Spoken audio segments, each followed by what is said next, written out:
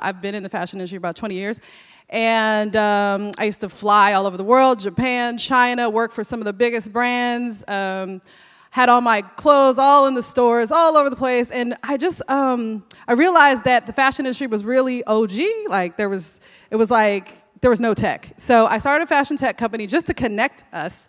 And from there, I started to realize that I really wanted to understand my tech. I owned a tech company, and I can't even change a picture on my website. You know, at the time, I can now, but I couldn't then. So that's what got me into it. I just wanted to empower myself as an entrepreneur. I was the girl selling candy. Yay for the people that were selling candy at the schools. You know, sometimes you gotta do what you gotta do.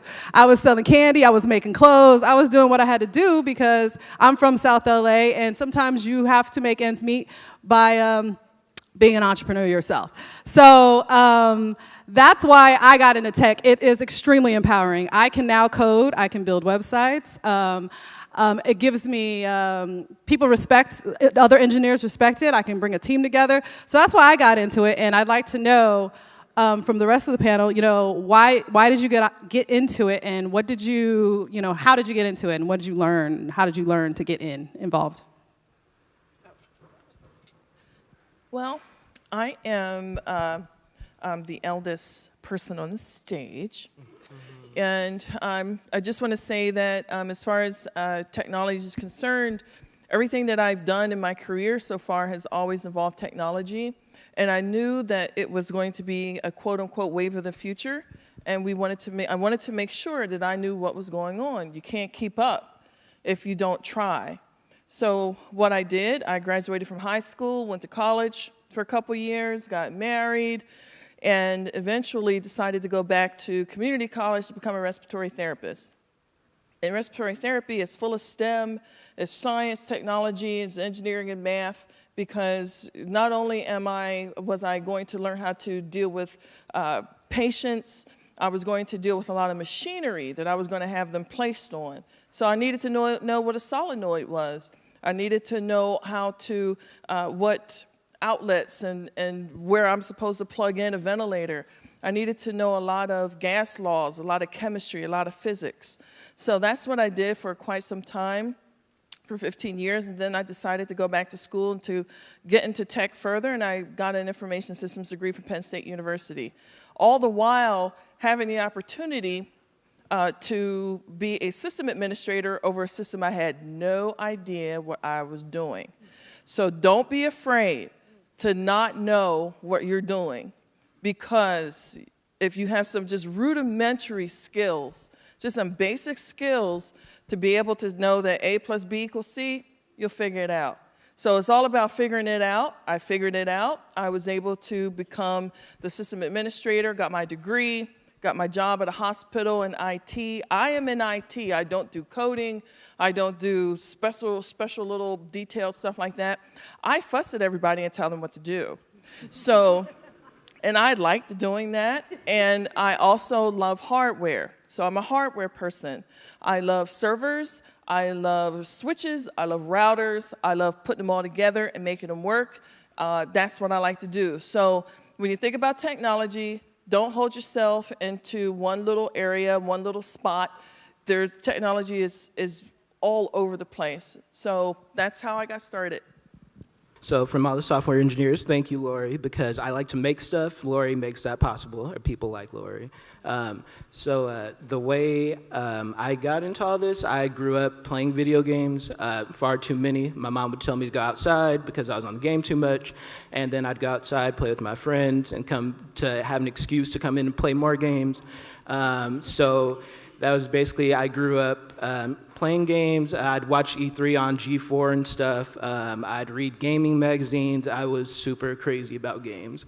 So when high school came and it came time for me to decide what to do with my life, it was kind of, I've only really had one passion, and it was games. So I pursued it into college. I actually went to DeVry. I went there for 4 years and got my game and simulation programming degree. But so I went to college, but in the game industry, it's very clear you will not. My professor told us you won't get a game industry job if you don't do stuff outside of class. So the stuff that got me a job was all the small side projects I did. I wanted to make the next Mario. I tried. It was not as good as Mario, but I tried.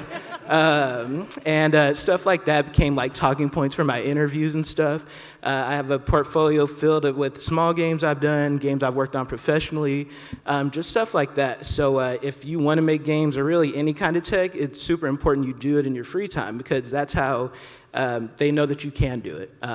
After college, I graduated. I got my first I got my first game development job that came after 300 applications to different game companies, and I think I had 10 interviews before I finally got my job. I worked in games eventually, and since then, it's been games and VR, and games and VR tech are pretty similar, so if you know how to do one, you can do the other. Yeah. Okay, cool. So just like him, I really was interested in games. Unlike Lori, though, I hate switches. Like I hate it a lot. And that's how I got into it. I'm interested in computer science and mathematics, not because I actually wanted to do it from the start. I just was good at math, and I was like, well, I guess I'm just gonna keep doing this until I hate it, and I just kept doing it. I went to school. I did electrical engineering, actually, so I did a lot of switches, routers, and I took a class, and I was like, this is horrible. I'm trying not to cuss, but it was really bad. It was really bad. So I talked to my professor, and I was like, well, when can we get to the real electrical engineering stuff? Because that's what I want to do. And he was like, this is the fundamental part of all of it. And that same day, I changed my major. That same exact day. I changed my major to computer science, and I minored in mathematics, and that's how I got into it. And I actually just fell in love with it. It was really random, though, because, to be honest, I really thought that I was going to do electrical engineering like my entire life. Like I was focused on doing that. And that's how I knew that, whatever you think that you're going to be doing right now, more than likely you're going to change it. Like 90% chance, whatever you like right now, it's probably going to change. For the few of us that know what we want and we're going to keep doing it, that's good. But for most of us, we're just going to go out there, we're going to try something, hate it probably, and then do what we actually want to do. And that's really trial and error. So now I've been working in computer science for about 5 or 6 years, and it's been great. So now I can do artificial intelligence. I work with people like Warner Brothers. They want to make sure that their stuff is like the coolest and fastest and most up-to-date stuff, and we have the benefit of building that stuff for them. So it's just been a real treat. And Jonathan from VRX. All right, my past not as traditional. I was born in Minnesota, grew up there, a lot of TV, a whole lot of video games, wasn't much to do, it was always snowing and stuff. From there, I grew up traditional life, always saw all the black people on TV. They were like hip-hop artists and like athletes and stuff, so I thought that's what I wanted to do. Try to do the sports thing, wasted my time. I actually ruptured my spleen playing around out there too, so foolish. Then I chose to just move to California after like working my job and just being like, this is so boring. So I moved to California pursuing music like, I saw on TV. And eventually I was like, this isn't even it for me. Around that time, I saw a 360 video. It was like Snoop Dogg and YouTube were making a video, and it was like a parody video of virtual reality stuff. And I was like, yo, this is the wave. And I've been doing it ever since. I just started watching a whole lot of YouTube videos on it, kind of taught myself, found some friends who were kind of interested, got them doing it more, and we just been building ever since. A lot more YouTube videos after that. Once I had watched enough YouTube videos, I started reaching out to people like, can I work with you or work for you? Got an internship, they taught me a bunch of skills, and then I was like, I could probably do this myself. All through that time, I was working like a 9 to 5 at the Boy Scouts too. So if you're like trapped in that cycle already, know that you can break free. You just gotta sacrifice some movies or whatever you do like after work. Yeah, then I got a big opportunity at Facebook through the Oculus Launchpad program. I don't know if any of you guys know about that, but if you're 18 and over, Sunday, I think this year's applications close. So you should definitely do that. Please do that. What's it called? Oculus Launchpad. You can look it up on your phone right now. Applications open till Sunday. Please change my whole life. It could change yours too, even if you're just mildly interested. Yeah, I don't know. I just built a business up from the stuff I like to do. We're creating animations. We do a lot of content creation. It's been cool. Yeah. All right. So I attended Cal State Northridge. I was a biochemistry major, and initially I wanted to start a nonprofit, but I couldn't afford to pay anybody to build my own website. And it's just like $500, I couldn't afford it. So I figured it couldn't be that hard to learn basic HTML, CSS, and JavaScript. And then, so once I figured it out, it took me about 3 months to build my first website. And then a church hired me to do their website. And then somebody else hired me to do their website. Then I figured I could just start a business, which is Creative Spoons, building websites and mobile apps for other people. So pretty much that's my story. I was like self-taught. I didn't really go the boot camp route, or I didn't get a degree in software engineering, but I think that's pretty much it. Yeah. So to get into, like I said, I was always an entrepreneur. To get into the startup world, basically it was networking. I was always a go-getter, so I needed to know the right people. I went over to Santa Monica, Silicon Beach is what we call it. I met everybody. I got into a pre-accelerator. I started a company. I got my team. That's how I started my entrepreneurial route. As far as coding, I tried to teach myself. It was quite challenging, and I ended up, I went to all the boot camps, but a boot camp called Code District actually gave me a scholarship, so I took that one. Shout out to Code District for that. Good looking out. And I learned, as he talked about, HTML, CSS, and JavaScript. If you're going to build websites and apps, JavaScript is the language that you're going to want to know. Every website has it. That's your first step. Now, for the rest of the panel, where can they, like Lori, how did you start? Like, what's the tools that they would like? What language would they learn, or not even language? What would they do to get into what you're doing? So one of the things that I would recommend is finding an information technology foundation book. So you can find a book, or you could find, go to a group. There's a group called CompTIA, CompTIA. They do have a fundamentals. So what a fundamentals course does, and to me, it's simple now, but it gives you a high level of what's going on with technology, especially with a network. So you have a network, you might have a server on a network. The server is performing several different functions and allowing and sending you different information to your desktop or to your laptop. Is either doing it wirelessly, or it's doing it through an Ethernet connection, a LAN connection, your WAN connection, your blah, blah, blah, blah. So you want to be able to learn all of that information from a high level. That's what fundamentals do. Then you can make a decision. You can make a decision. Well, I want to go ahead and I want to learn Python. I want to learn R because I want to be a data scientist. There are many, many, many, many, many free resources online to be able to learn any language that you want. Seriously, any one. Free Code Camp is something that you can do. You can work on your own, at your own pace, at your own speed. And what they do, what Free Code Camp does, after you learn how to code, you sit there and they give you jobs to do. You volunteer your time, but you build websites and all for nonprofits. So that's part of you giving back for them providing this free course. So there are many, many things you can do, but I do want to just say the main thing you need is natural curiosity. You want to know how it works? Figure out how it works. Put the 2 and 2 together to figure out how it works. You need to have natural curiosity. Otherwise, you're not going to be able to grasp the concepts too well. And that's just my 2 cents. Thank you, Lori. Jonathan, so if they're wanting to develop games, which I know so many people want to make games. I mean, if you love games, why not make them? How would they go about learning? What languages, what tools would they use? Right. So games are pretty much all based off of game engines. That's the easiest way to get into making a game right now. Unity and Unreal are the 2 big 3D ones. If you just want to make games, I would encourage you to start with 2D, because I feel like the difference between 2D and 3D is It's tricky. That z-axis changes things, which z is depth. But for 2D game engines, I would pick up Game Maker Studio. I would pick up, you can do 2D games in Unity. There's Construct 2. There's lots of 2D game engines. And then, like I said, if you want to do VR and games, then I would pick up Unity or Unreal.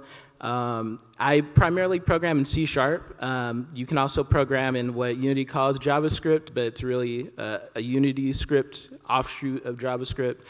You can also program in C++, but what's probably simpler than all of that is Unity and Unreal have gotten really into visual scripting. So there's something called Playmaker where you can basically visually set up your logic instead of like knowing what variables are and functions and all that code. You can actually see what your program's doing, and it just gives you like a visual roadmap, because programming can be really abstract, and I think that's the hardest barrier to get through it.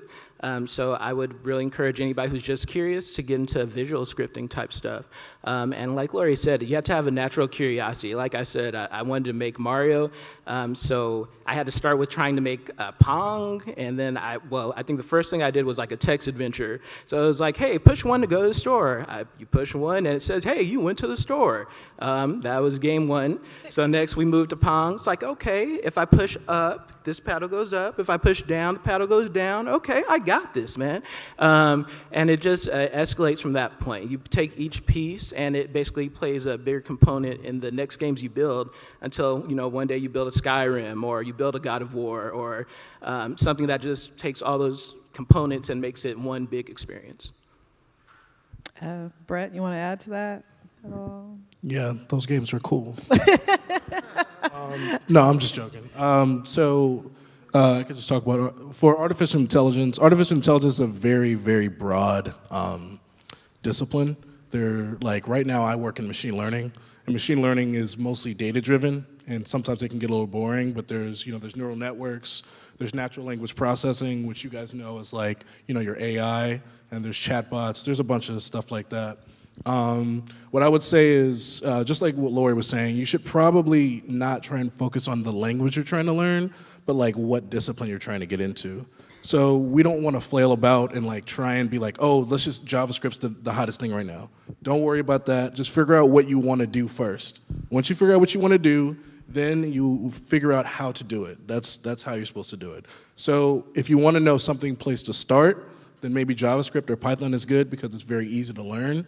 But don't just start trying to figure out what's the hottest thing and do that, because your job could get replaced in like 3 to 5 years. You want to have some sense of longevity, and so that's where you want to focus on like what you care about. So if you care about trying to build your own Siri, then do that, and focus on natural language processing for AI. For me, I care about data because I want to make money, so I want to make sure that when I work with business people, that we can make as much money as possible. That's what I care about.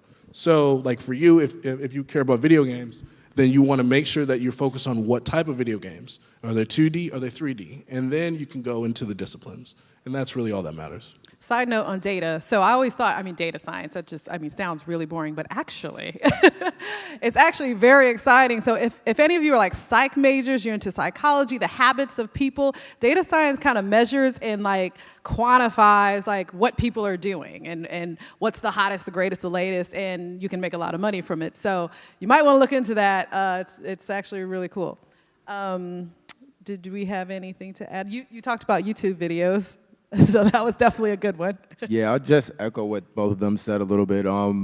For virtual reality, I use Unity, which is a game engine, and C# is the way to do it. I'm also going to say I'm not even that strong of a coder myself personally. Another way to get good at coding is just find a friend who's really passionate and good at coding. And even if you're not that passionate, you'll just start to pick up a lot hanging out with them because they will be, and it just rubs off. Also, YouTube videos, yes, please.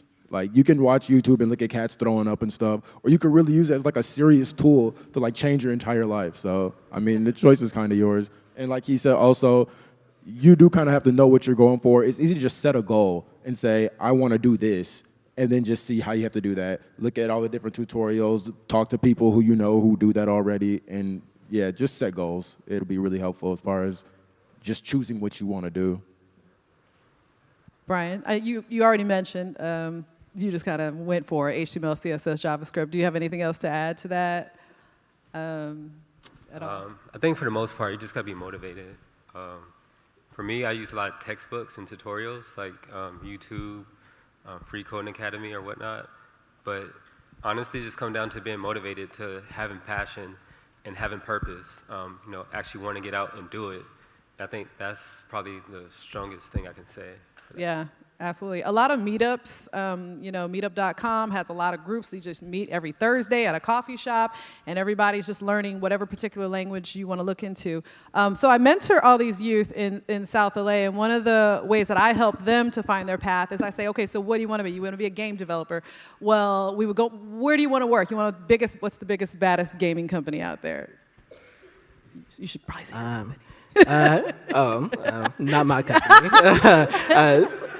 We'll say Santa Monica or Epic does Fortnite, right? Epic, right. Okay, I want to work for Epic. Okay, so we go on the Epic website, we look at the jobs, and we see what they need to learn, what the skills that they need to know, and then you go and you learn those. My biggest challenge in getting involved in tech was just like where to start. So this is a solution right here and now. This is saving you about a good 3-6 months. That's how long it took me to figure out, like, really where to go. I didn't know what to learn. I couldn't find engineers. I'm like, how do you find these people? Like, where are they? Engineers are like on their computer. They're not out at the club, So, so you can't find them. These guys are hard to find. It was hard to find them right now. Especially engineers of color who will help you along the way, or women engineers, to help me as a woman. It was hard to find, but when I found them, they were like more than willing and ready to help. And like you said, I'm not the best coder, but I'm a boss, you know what I mean? So I'm able to like rally up people and work on something, a project. So speaking of mentors have been a game changer for me. Who are some of your mentors? How did you find them? How did you go about getting these mentors? Well, I could say I don't need anybody, but which is partially true. No, down through the years, when someone has faith in you and faith in your abilities, it proffers a certain level of trust. And once those people have trust in you, they allow you to explore and to expand your understanding, and they also allow you to think outside of the box when it comes to providing solutions for them. So I have had great bosses, men and women bosses, and not directly in technology per se, because I was pretty timid when it came to technology, because I felt like, you feel like eyes are boring into your brain, and they go, oh, she really is stupid. And that may not be the case, but that's just the way it felt to me. But being able to have someone trust me enough to be able to fix something for them, whatever the solution was, it could be something as simple as, maybe we ought to use a spreadsheet. Well, instead of using a spreadsheet, maybe we ought to use this database over here, versus maybe we ought to do this over here to be able to collect this data. We need to be able to feel comfortable that whoever's asking us that we have the skills and we have the wherewithal to be able to get those things done. Thank you, Lori. So my first mentor is probably my producer from my first job. He used to work at Activision. So there's not many black programmers in the world, honestly, and there's even fewer in game programming. So like Lori said, when you have somebody who's willing to bring you into the company and who believes in your capability, it's super empowering. So he brought me in. He kind of taught me how the game thing works, right? Because there's a difference between coding games in my bedroom at my mom's house versus we're in an office now, and it's just a different environment. It's a different way that you build things. So honestly, most of my mentors are the men I've worked with. They kind of just guided me and taught me how to make games, how to be a professional, how to conduct myself, and how to like really value myself as an engineer. Also, Cassie was saying about meetups, going to meetups and meeting people who are veterans in the industry is super helpful. And it's funny how just talking to somebody can teach you so much more about the world that you didn't know, just because they have the experience. So I definitely encourage you to just get out there and meet people. If you see a meetup relevant to your industry, go, because I think the older I get, the more excited I get to see people younger than me who want to do what I want to do. Because I remember how excited I was coming out of college, how cool it was to meet all these people. Oh, you worked on that, or you worked on this, and yeah. So just get out there and try to network and meet people who do what you want to do. I didn't really have any mentors. I would say, well, not in my field, I'd say. I mostly was surrounded by a lot of people that were in a different discipline than me, but I think I called them mentors because they taught me how to think and like how to solve problems, and that's kind of like quintessential to doing anything. So I had a lot of mentors or a lot of people that helped me through college, that kind of helped me figure out exactly what I wanted to do.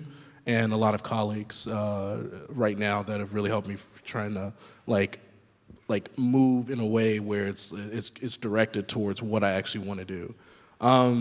Meetups, like Jonathan said, meetups are literally the only way that you can really like meet new people and learn new things. So that's what I did. I did a lot of meetups. I went to ones because she's right, like we don't leave our house at all. We don't want to. We really don't, I'm not joking. But we force ourselves to do it because we want to meet people that actually matter.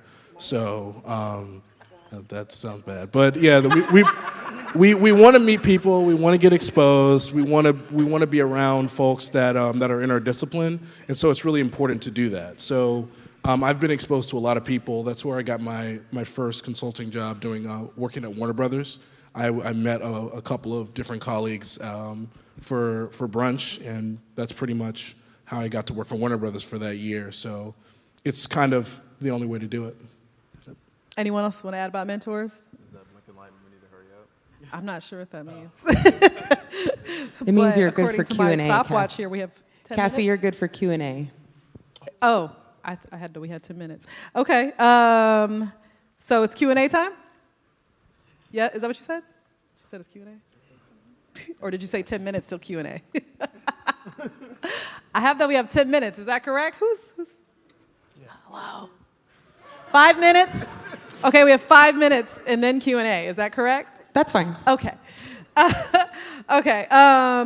Well, let us talk about diversity in tech. So, like you said, there's not a lot of people of color in tech.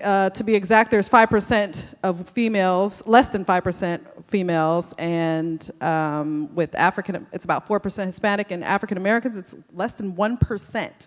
So what's interesting is every year, the whole tech industry, they spend about between $200 to $400 billion a year on diversity initiatives, yet and still the African American rate is still at 1%. So what do we think is the problem? You know, I have my own, hypothesis on this, but what do you guys think is the issue, and how could we, where could that 400 billion possibly go to really make some changes? Well, for me personally, I think that the pool of candidates is not that big. I mean, if you think about college sports, we have a football field, a track field, a basketball court on every campus, every park. You know, it's easily accessible. But when you think about technology and teaching kids how to code and things like that, that doesn't exist in South LA. And I think that's where it starts, is to get companies and people to invest in the communities, to produce the people to, build technology or to utilize their ideas and to go from there. But to say that I'm gonna invest, $400 million in a pool that's empty doesn't really make sense. So I think it starts in the community and starts with the schools and the library system and having creative spaces within the inner city. If you think about like WeWorks, they're all located on the west side. And you think about all these creative spaces, they're either in Santa Monica, Manhattan Beach, or downtown LA, but you think about South Central and Inglewood, that doesn't exist. So for me personally, I would love to build a space in South Central LA, Broadchester, or Manchester and Broadway. Right. So like that's my goal. Right. We get training. I think the solution is training. So much of the initiatives go towards inspiring. And I mean, look at the room. I think people want to get into tech. It's just that we don't know how. People of color have different issues. I had a girl drop out of one of my classes because of childcare issues, So we have different issues than I think the rest of America. So personally, I think training. Lori, would you have anything to add to that? Put you on the spot. She only has like 4 minutes left, so I'm going to keep it short because I can go on and on and on about this. But I do want to say I totally agree that where we are, there isn't. So what you were saying, there are no co-working spaces, there are no. So I think us learning how to create that ecosystem amongst ourselves is definitely what's needed. We need to create that ecosystem. We need to make sure that we provide that access. We need to make sure that we get that fiber lane in our neighborhoods so that we have adequate connectivity to the internet, because the internet's really important. The internet changed the game for everybody. So having access to those types of things are very important. I would rather see investment in that instead of somebody trying to make me feel good because I'm Black. Okay, that was good. Yes, I echo that a lot. Yes, people of color, we're not where we should be, but we also shouldn't praise ourselves just because we're Black. We really need to make sure that you're really good at your job. Like, you really want to actually be good at your job, and you want to be around people that are going to keep you level and keep you honest with like how well you're actually doing. So questions. Hi, I'm just so happy to be here. My name is Shani Muhammad, and I am a teacher at Barack Obama Global Preparation Academy in LAUSD. And I'm here with the students, of course, and fellow teacher and artist Kyla Tillery. And I have a question for the moderator, because we are doing a global, local to global fashion, rip the runway stage